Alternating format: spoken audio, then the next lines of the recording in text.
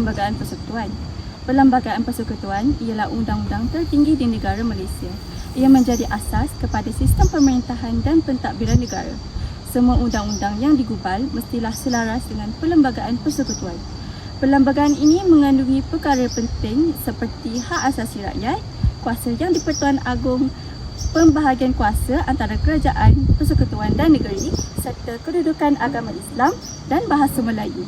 Ringkasnya, Perlembagaan Persekutuan menjadi panduan utama dalam memastikan negara ditadbir dengan adil, aman dan teratur. Perlembagaan Persekutuan sangat penting kerana ia menjamin kestabilan negara.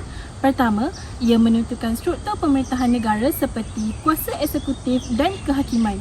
Kedua, ia melindungi hak asasi rakyat seperti kebebasan bersuara, pembahagian kuasa yang jelas antara kerajaan persekutuan dan kerajaan negeri supaya tidak berlaku penindihan kuasa. Melalui perlembagaan, keamanan dan keharmonian negara dapat dikekalkan. Antara ciri utama Perlembagaan Persekutuan ialah: pertama, Malaysia mengamalkan sistem raja berperlembagaan dan demokrasi berparlimen. Yang kedua, Islam ialah agama persekutuan tetapi agama lain bebas diamalkan dengan aman dan damai. Yang ketiga, bahasa Melayu, bahasa kebangsaan. Keempat, perlembagaan menjamin hak keistimewaan orang Melayu dan bumi putera serta hak kaum-kaum lain.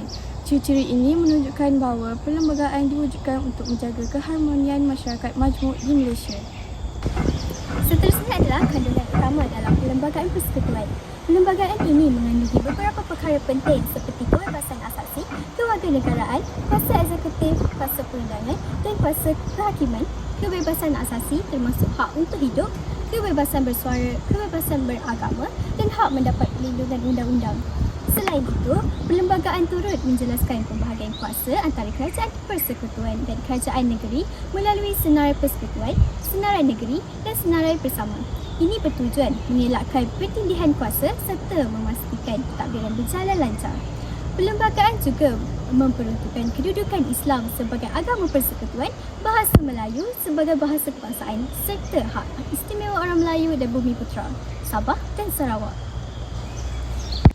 Sebagai rakyat Malaysia, kita perlu memahami dan menghormati Perlembagaan Persekutuan. Rakyat harus mematuhi undang-undang, menghormati hak orang lain dan mengamalkan semangat perpaduan. Kesedaran tentang kepentingan perlembagaan dapat membantu mengekalkan keamanan serta kemajuan negara. Sebagai kesimpulan, Perlembagaan Persekutuan merupakan asas penting dalam sistem pemerintahan negara. Ia menjadi panduan utama dalam mentadbir negara, melindungi hak rakyat serta memastikan kestabilan politik dan sosial. Oleh itu, setiap rakyat Malaysia perlu memahami dan menghormati Perlembagaan Persekutuan demi menjamin keamanan dan kemajuan negara.